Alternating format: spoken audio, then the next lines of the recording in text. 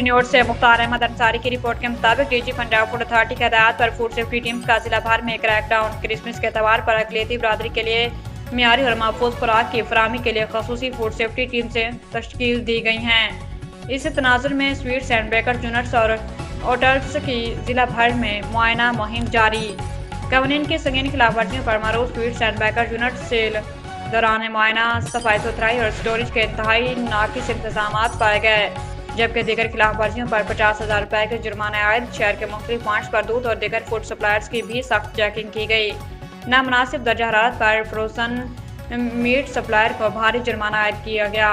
दौरान मुआयना करियाना स्टोर से 1 किलो से ज्यादा एक्सपायर्ड मसनूआत बरामद। करियाना स्टोर्स को एक्सपायर्ड मसनूआत फरोख्त करने की वजह से जुर्माने आयद किए गए। आवाम तक मियारी खुराक की फराहमी पंजाब फूड अथॉरिटी की अवाली तरजीह है। कानून शिकन अनासर के खिलाफ भरपूर कार्रवाइयाँ जारी रखी जाएंगी। DG Punjab food authority Mohammad Asim Javed.